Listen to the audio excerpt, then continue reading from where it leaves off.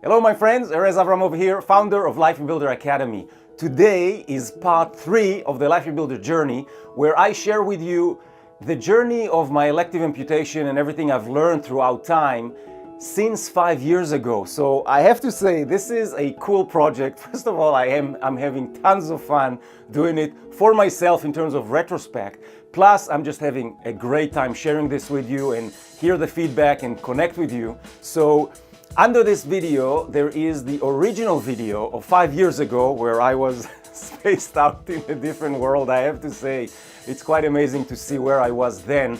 And you know, I have created then the path, which today is the Life Builder roadmap that I share and teach my students. But the gist of it is that I want to give you the nuggets of what I have learned and how some things worked throughout the process, some didn't, and what maybe you can take away with from this. So this is my intention. So today's video is about making decisions, the power of making a decision, the energy that comes with making a decision. So in 2013, after contemplating different types of operations and solutions for my condition with my deformed ankle, I made the decision to go with an elective amputation. Now, in my mind, I was there and I thought, okay, this is coming, and I prepared and I spoke with surgeons and amputees and rehab professionals and everything else.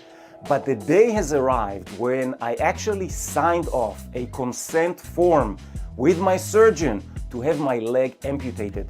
That was a surreal day because that solidified the decision. It made it real. It's on paper. You can see under in the blog, you can see the actually consent form, the signed one. And in the video, I share with you where I was. But the nugget for you guys today, because this is what I want to share with you, right? It's the nuggets you can actually take and use and reflect on. And maybe they will help you make a little bit of a shift of how you see things, how you address things.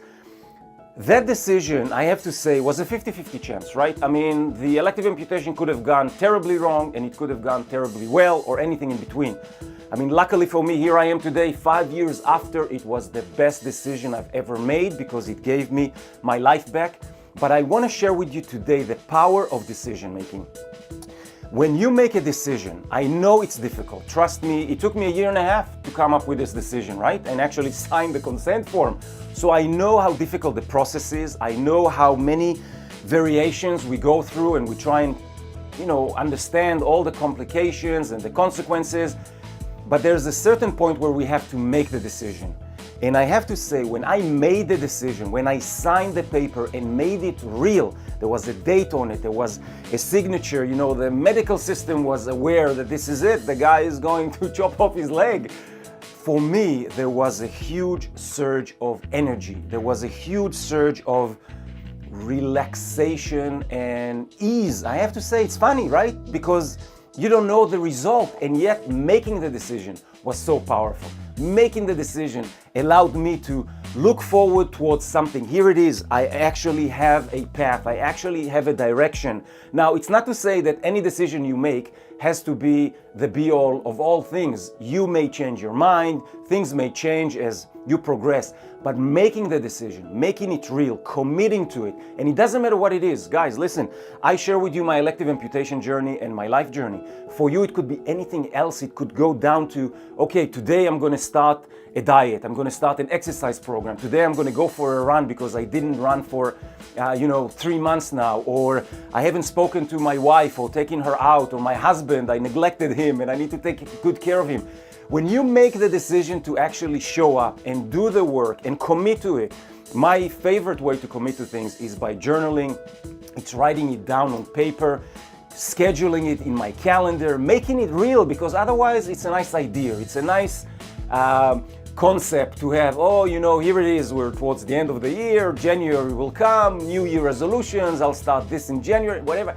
Look, there is a powerful process making decisions and committing to them. So just for today, I hope this little nugget helps you of the energy, of the release, it's almost like there's a huge weight that is removed off your shoulders. This is what I felt, right? Because I was so afraid to make a decision. I was afraid to make the wrong decision, right? And I didn't know at the time if that was the right decision. I thought so. I did my research, everything else that I'll share with you in next videos. But At the end of the day, for you, just understand that there is another side to decision making. It's not just about, oh, I should make the right decision or I shouldn't.